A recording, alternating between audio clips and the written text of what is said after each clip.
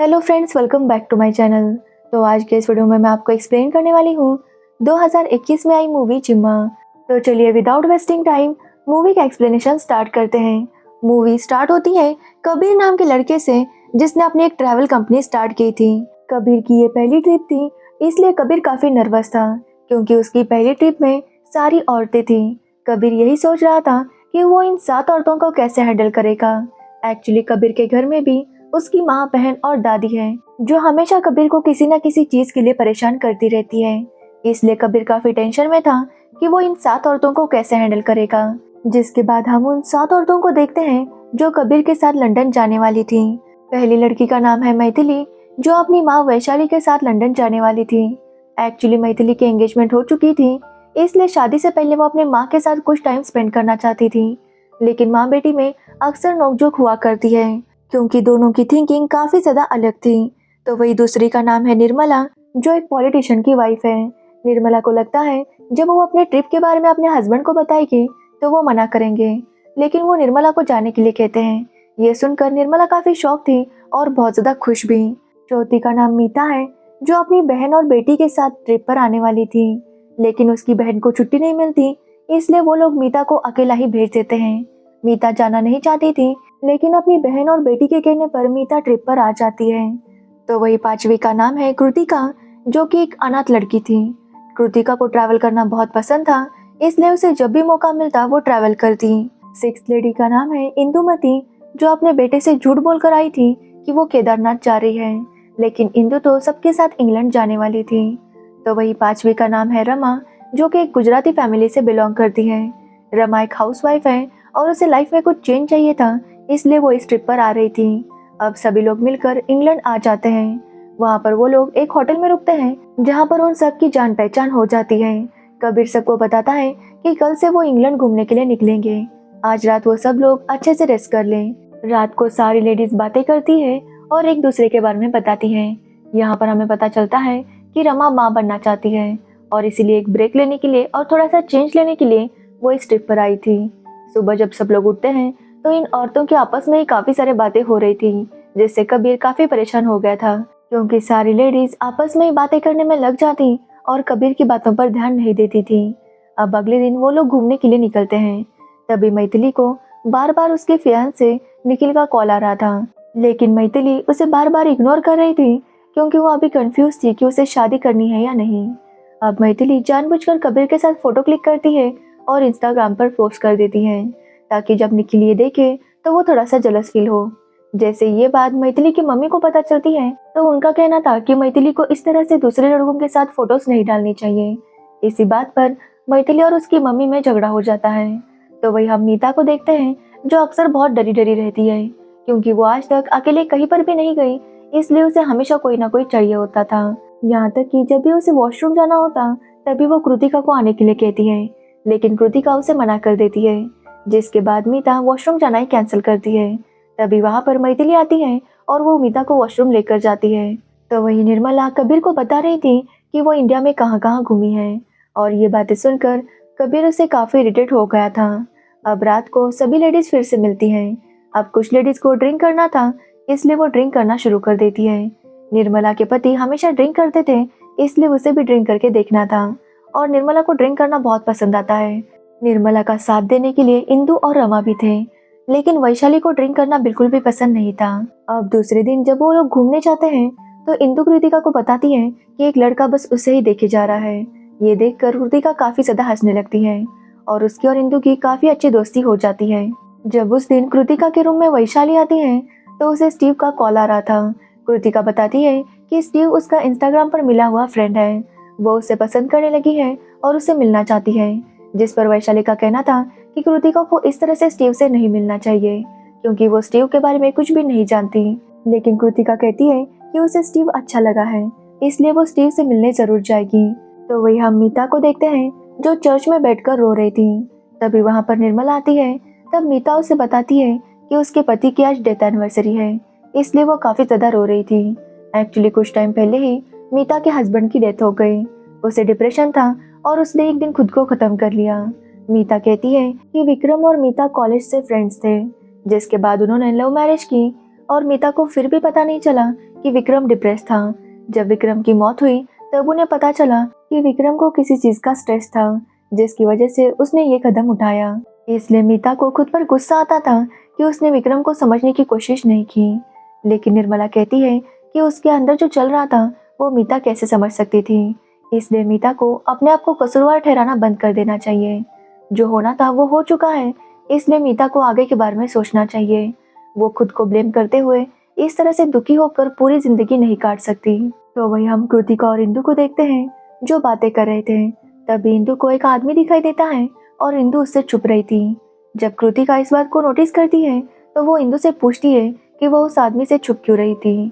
तो इंदु बताती है कि वो आदमी उसका बेटा है। एक्चुअली इंदु अपने बेटे के साथ इंग्लैंड में ही रहती है। इंदु का कहना था कि उसके बेटे ने उसे अपने साथ इसलिए रखा है ताकि वो उनके बच्चे संभाल सके। इंदु कहती है कि उसमें उसे कुछ प्रॉब्लम नहीं है, लेकिन रोज रोज वही करना और अपनी लाइफ को पूरी तरह से भूल जाना ये इंदु को पसंद नहीं था।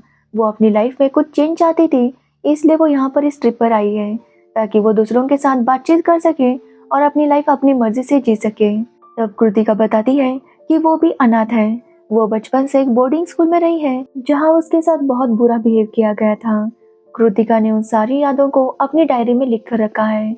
वो उन यादों को भूलकर अपनी लाइफ में कुछ करना चाहती है, लेकिन अक्सर उसे वो यादें याद आती हैं। अब रात को निर्मला फिर से इंदु के रूम में ड्रिंक करने के लिए आती है, जहाँ पर वैशाली, मीता और रमा भी थे।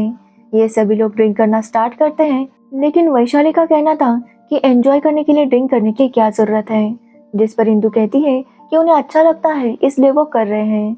अब इसी बात पर दोनों में बहस होने लगती है और वैशाली गुस्सा होकर वहाँ से चली जाती है।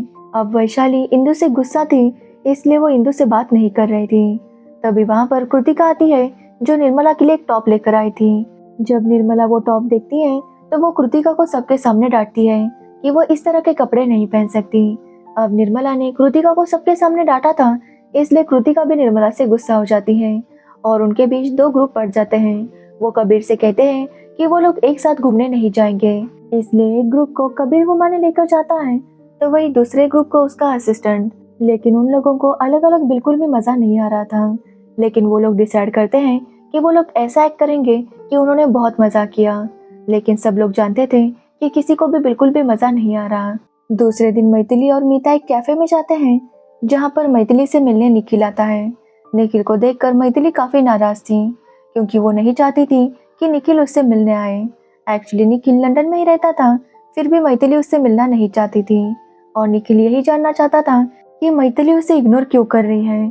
अब मैथिली निखिल के साथ लड़ते हुए वहां से चली जाती है और वो भूल जाती है कि मीता कैफे में है। निखिल मैथिली से पूछता है कि अगर वो उससे बात नहीं करेगी तो उसे पता कैसे चलेगा कि मैथिली के मन में क्या है। लेकिन मैथिली का कहना था कि वो हमेशा उसे कॉल और मैसेज करके इरिटेट करता है।